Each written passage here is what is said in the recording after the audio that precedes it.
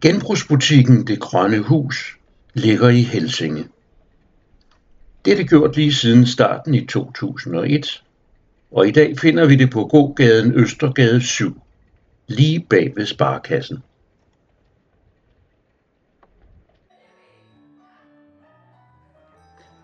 Men de første 19 år lå butikken på Møllestien. Det var i en grøn ladebygning, heraf navnet. Det kunne til tider være lidt svært at finde, men i april 2018 flyttede det hele ned på gågaden, og så steg salget.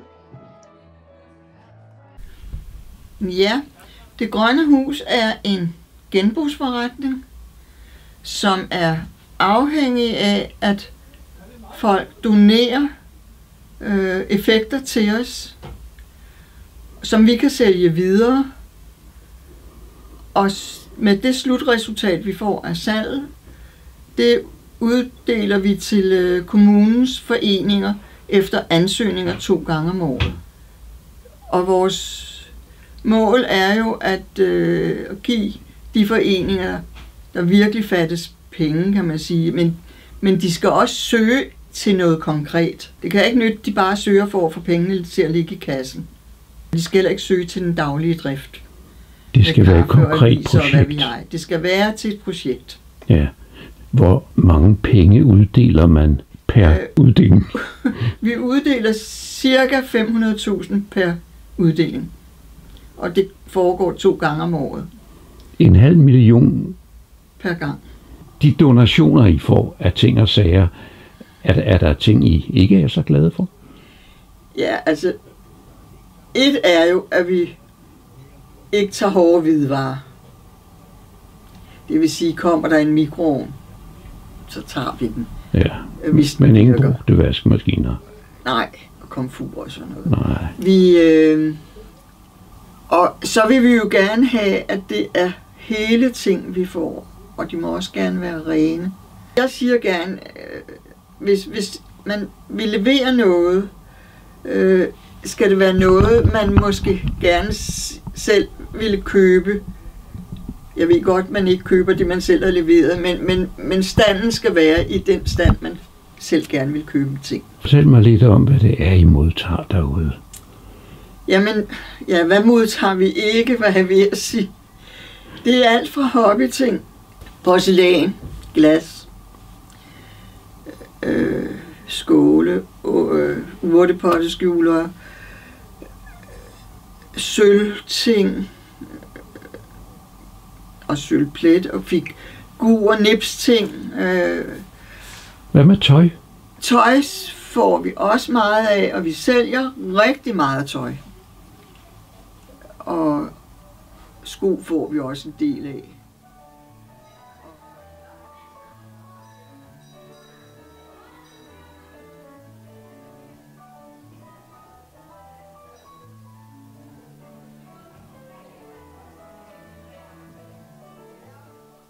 Hvor mange er I? Vi er 36 frivillige i butikken, og de fordeler sig selv, hvordan de arbejder. Nogle er ved disken, nogle står og pakker ud, og så har vi en, der er vanvittigt god til mønter og frimærker, og det får han jo selvfølgelig lov at koncentrere sig om. Vi har en, der er god til alt det der tekniske.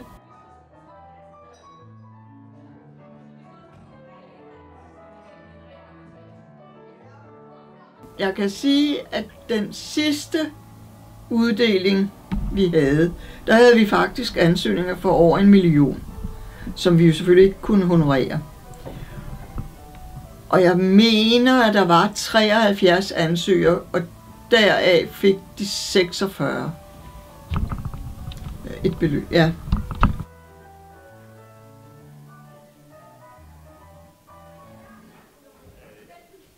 Men sidste gang I delte ud, hvornår var det? Det var midt i november, og der har vi noget underholdning. Vi gav til noget julehjælp, og så har vi givet til noget julearrangement til nogle psykisk sårbare, og der har været nogle spejdere, der har fået. Så har Team Tvilling, men det er løbere, der løber med handicappede. Ja. Og Det er jo helt fantastisk. Kunne du give nogle flere eksempler på donationer, hvem det er, der får glæde af det? Ja, spejdere Ja. i rigt mål, det kan være til madrasser, det kan være til telte, udstyr, båludstyr.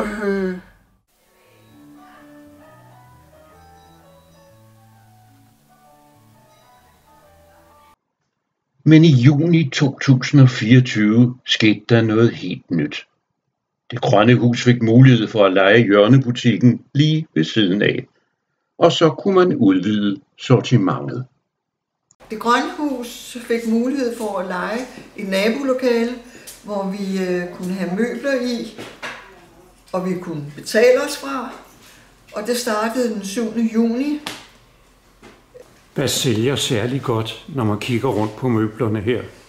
Så jeg vil sige, at spisebord har vi solgt meget af. Sofaer har vi også solgt meget af.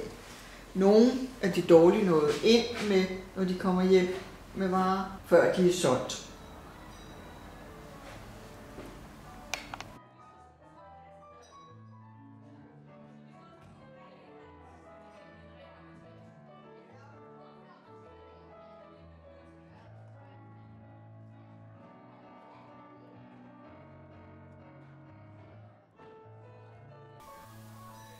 Og hvor lang tid har du så været med, Kirsten?